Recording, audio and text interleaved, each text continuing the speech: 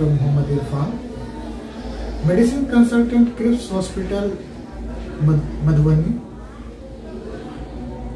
यूँ तो हम हमेशा कुछ ना कुछ टॉपिक पे बात करते रहते हैं। आप हमारे चैनल पे आएंगे तो बाकी भी जो डॉक्टर्स हैं नई नई टॉपिक्स और बीमारियों के बारे में आपको जानकारी देते रहते हैं। आज जो हमने मुद्दा चुना है वो चुना है डायबिटीज मेलाइटस पे, जिसको ऐसे तो सारे लोग अवगत हैं इस नाम से, डायबिटीज से। वैसे इसको हिंदी में जो है मधुमेह की बीमारी कहते हैं।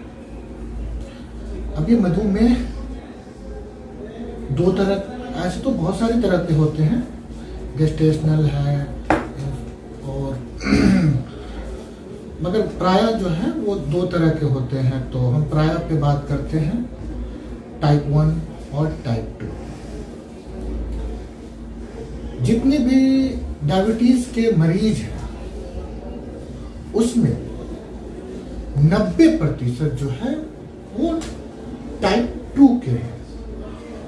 10% लोग जो हैं वो टाइप 1 के हैं।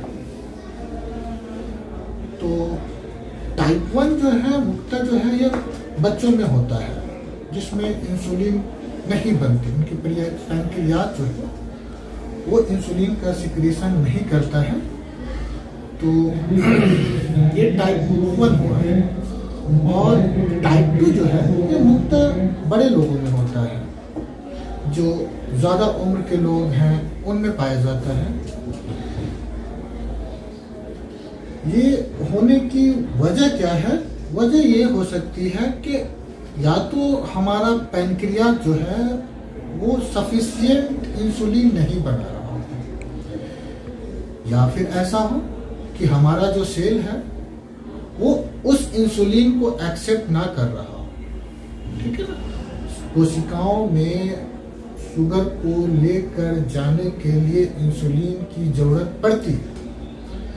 आप यूं समझ लें कि जैसे अगर कोई डॉक्टर है, अगर उसको पेशेंट को अंदर आना है उसके चेंबर में, तो उनके एक अटेंडेंट होते हैं, वो अटेंडेंट साथ लेकर आते हैं, तभी पेशेंट अंदर आता है। तो उसी तरह की चीज है। अब ये चीज है कि फैक्टर क्या क्या है जो डायबिटीज को पैदा करते हैं, किन किन कारणों से जो है वो डायबिटीज होने के चांसेस जो है वो बढ़ जाते हैं।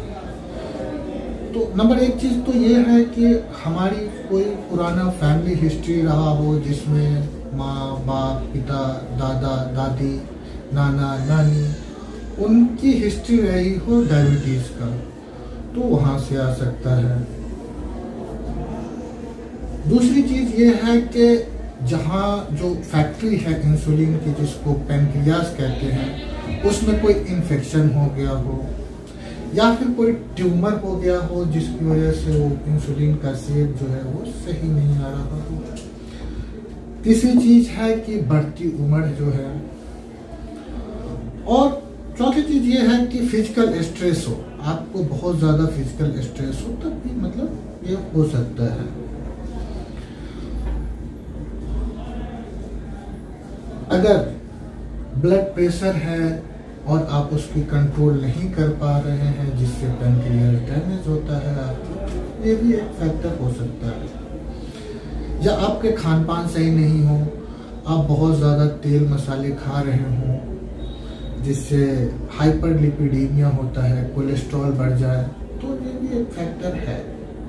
और सबसे इम्पोर्टेंट फैक्टर की जिसकी मैं बात करने जा रहा हूँ, वो आज के नौयुवकों में मैं देखता हूँ कि बहुत ज़्यादा स्मोकिंग के ट्रेंड जो है हमारे हिंदुस्तान में बढ़ती जा रही है। तो एक स्मोकिंग भी बड़ा फैक्टर है आपको जो है टाइप 2 डायबिटीज कराने में। या फिर आप ओवरवेट हैं, आप एक्सरसाइज नहीं करते हैं, रेगुलर एक्सरसाइज नहीं करते हैं, तो ये भी एक फैक्टर हो सकता है डायबिटीज का।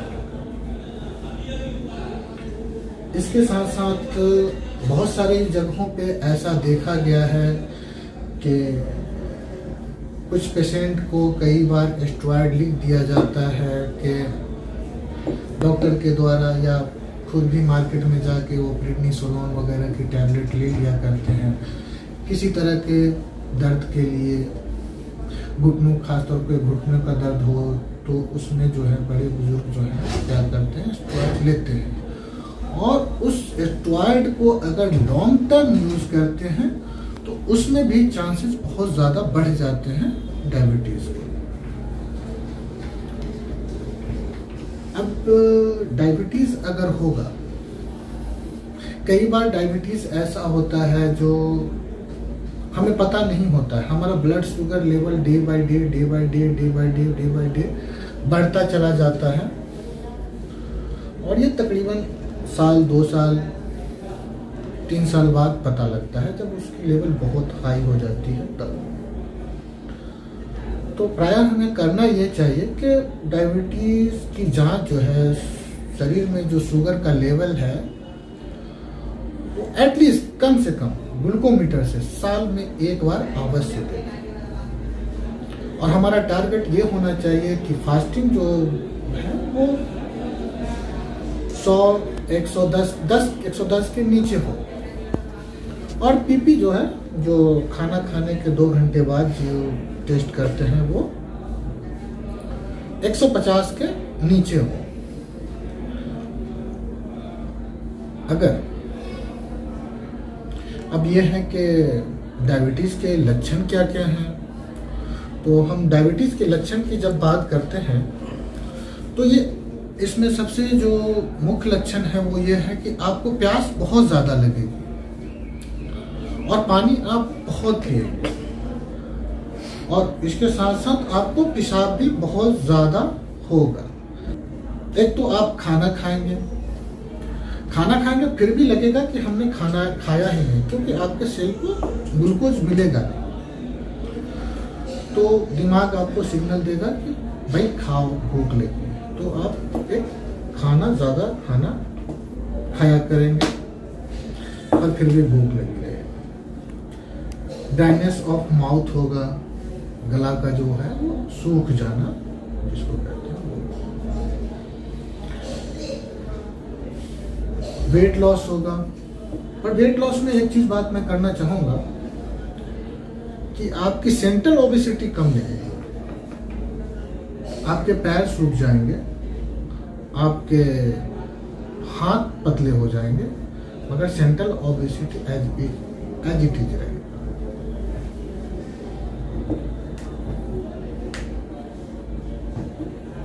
टिंगलिंग होगा, हाथों में, पैरों में झुंझुनाहट जिसको कहते हैं। खासतौर पे इस तरह के लोग जो है वो झुंझुनी कहते हैं कि झुंझुनी जो होती है। दूर की चीजें नहीं दिखेंगी या नजदीक की चीजें भी नहीं दिखेंगी, जो दिखेंगी वो धुंधला दिखेगा, ब्लड विजन जिसको कहते हैं।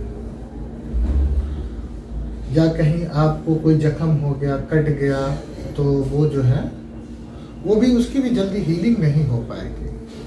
ये सारे लक्षण हैं। या फिर पेशाब में आपको बार बार इन्फेक्शन हो रहा है। मुख्यतः जो है, जो मधुमेह के मरीज हैं उनमें जो है पेशाब का इन्फेक्शन का बार बार लगना होता है, जख्म का जल्दी नहीं छूटना होता है। अगर हम डायबिटीज़ को, अपने शुगर को सही लेवल में नहीं कंट्रोल रखते हैं तो हमें किन किन परिस्थितियों से गुजरना पड़ सकता है, क्या क्या हो सकता है, इस पे भी थोड़ी सी हम नज़र डाल लेते हैं। एक नंबर चीज़ तो ये है कि अगर आप डायबिटीज़ को कंट्रोल नहीं रखते हैं, ब्लड शुगर लेवल कंट्रोल नहीं रखते हैं, तो नेफ्रोपैथी की जो है, किडनी की बीमारी है। एक बात बता दूं आपको कि अगर शुगर लेवल बहुत हाई रहेगा, कंट्रोल नहीं रहेगा शरीर में, तो ये शरीर के एक एक ऑर्गन को, एक एक अंग को, के मेरा मतलब ये है कि सारे ऑर्गन को ये इफेक्ट करेगा।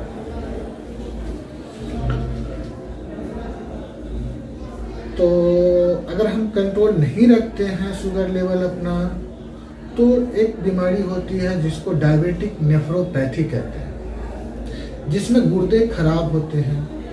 जब गुर्दे खराब होने लगेंगे तो शरीर में जो प्रोटीन है वो आपके पेशाब के रास्ते से बाहर आने शुरू होंगे।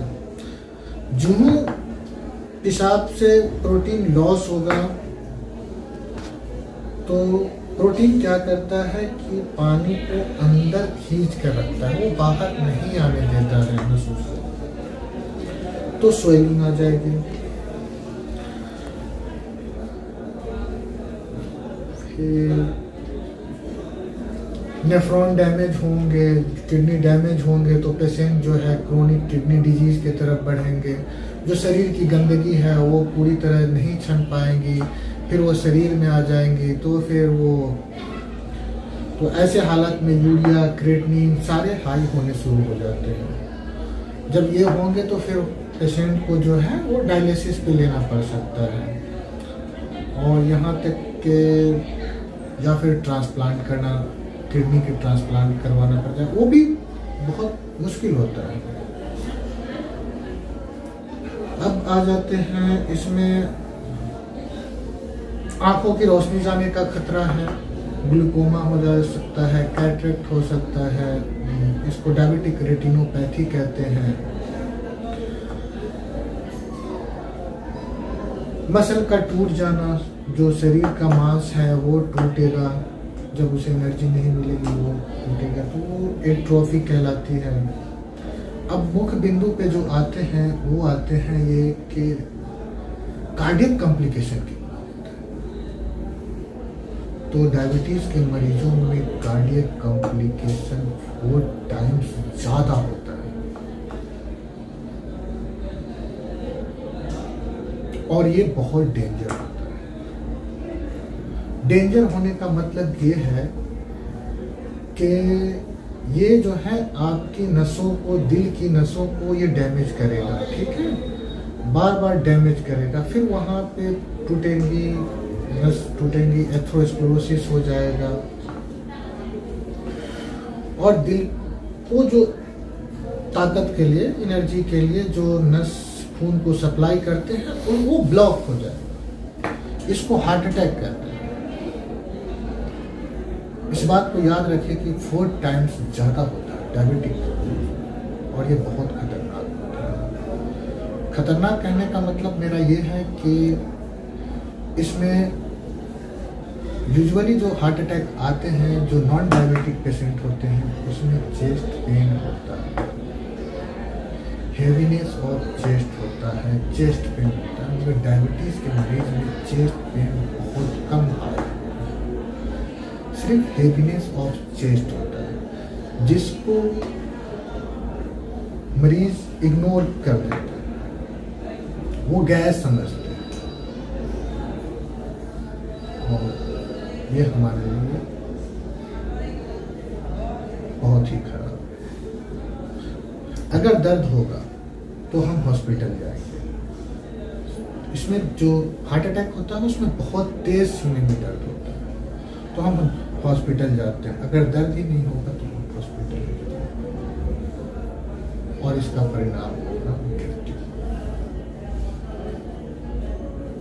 तो हमें इससे बचना है, तो हमें शुगर का जो लेवल है उसको मेंटेन करना है, हमारी लाइफ स्टाइल को बदलना पड़ेगा।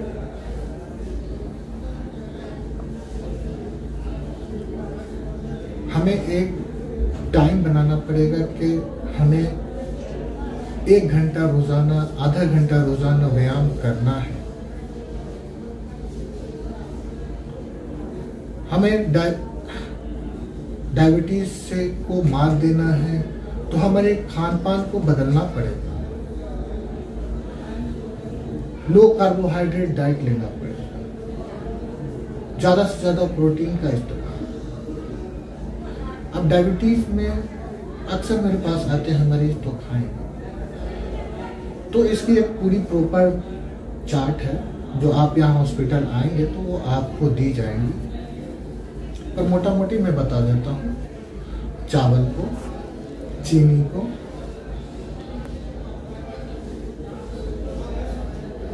आलू हो गया, शकरकंद हो गया, इन सब चीजों को ना खाएं। और भी बात करेंगे डायबिटीज पे, डायबिटिक न्यूरोपैथी, नेफ्रोपैथी और डिटेल में अगर बात करेंगे। तो अगर आपको और जानकारी चाहिए तो फिर आप कमेंट बॉक्स में हमें लिखें, हम इस पर नेक्स्ट वीडियो करेंगे जो डायबिटीज से डायबिटिक कॉम्प्लिकेशन होते हैं उस पर और डायबिटिक फूड पे। धन्यवाद।